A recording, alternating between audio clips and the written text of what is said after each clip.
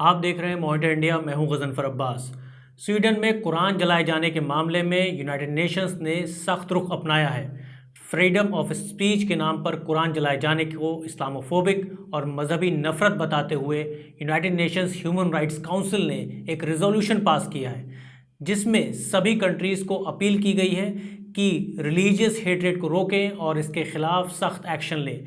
Sweden में ईद उल अजहा के मौके पर कुरान जलाए जाने के इंसिडेंट के बाद दुनिया भर में ज़ोरदार प्रदर्शन हुए। ऑर्गेनाइजेशन ऑफ इस्लामिक कोऑपरेशन के साथ साथ पोप फ्रांसिस और कई क्रिश्चियन बॉडीज़ ने भी इसे कंडेम किया था। पाकिस्तान और ऑर्गेनाइजेशन ऑफ इस्लामिक कोऑपरेशन ने स्वीडन और यूरोप के कुछ देशों में कुरान जलाने और एंटी मुस्लिम हेट फैलाने के बढ़ते मामलों के खिलाफ United nation human Rights Council में एक रेजोल्यूशन भेजा था, जिसे यूनाइटेड नेशंस ने अप्रूव कर दिया है। पाकिस्तान के फॉरेन मिनिस्टर बिलावल भुट्टो जरदारी ने यूनाइटेड नेशंस में कहा था कि स्वीडन में जो हुआ उससे साफ तौर पर जाहिर है कि इसका मकसद रिलीजियस हेट्रेड फैलाकर वायलेंस करने का था। United Nations Human Rights Council में जो रेजोल्यूशन पास हुआ है उसका टाइटल था countering religious hatred constituting incitement to discrimination, hostility और वायलेंस। आपको दिखाते हैं यूनाइटेड नेशंस की मीटिंग का वीडियो, जिसमें कई देशों ने वोटिंग की, जिसके बाद इस रेजोल्यूशन को पास किया गया है। And so let me ask the Secretariat to open the voting machine and let me ask you to register your vote.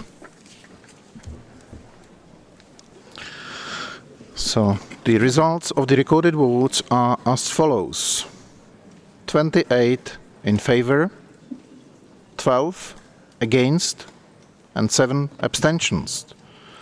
Draft proposal L23 as orally revised is therefore adopted. अब हम आपको वो chart दिखा रहे हैं जिसमें आप इस रेजोल्यूशन को सपोर्ट करने वाले और इसके खिलाफ वोटिंग करने वाले देशों के नाम देख सकते हैं। रेजोल्यूशन के फेवर में 28 कंट्रीज़ ने वोट किया, जबकि 12 कंट्रीज़ ने इसके खिलाफ और 7 कंट्रीज़ ने इस वोटिंग में पार्टिसिपेट नहीं किया। इस रेजोल्यूशन के खिलाफ जो कंट्रीज़ हैं उनमें America, United kingdom, France, Germany समेत यूरोपियन यूनियन के कुछ देश शामिल हैं, जिनका मानना है कि कुरान को जलाना फ्रीडम ऑफ स्पीच और एक्सप्रेशन का पार्ट है।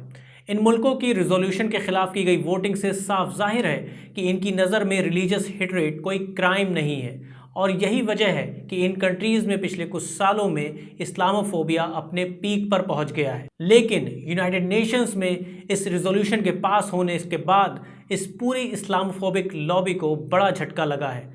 आप भी यूनाइटेड नेशंस के इस रेजोल्यूशन पर क्या राय रखते हैं, हमें कमेंट सेक्शन में बता सकते हैं। रेजोल्यूशन को फेवर करने की बात करें तो मुस्लिम और नॉन मुस्लिम नेशंस के साथ साथ इंडिया ने भी इसके सपोर्ट में वोट किया है। इस रेजोल्यूशन को सपोर्ट करने का इंडिया का डिप्लोमेटिक डिसीजन बहुत इंपॉर्टेंट है, क्योंकि पिछले कुछ सालों में देश में इस्लामोफोबिया बहुत बड़ा है और आए दिन एंटी मुस्लिम या एंटी माइनॉरिटीज़ हेट के मामले आते ही रहते हैं। लेकिन यूरोपियन कंट्रीज़ की तरह यहाँ भी रिलीजियस हेट्रेड पर कोई लगाम नहीं लग रही। तो सवाल ये है कि क्या अब इस रेजोल्यूशन के फेवर में वोट करने के बाद इंडिया में एंटी माइनॉरिटीज़ हेट फैलाने वाले ग्रुप्स पर कोई लगाम लगेगी?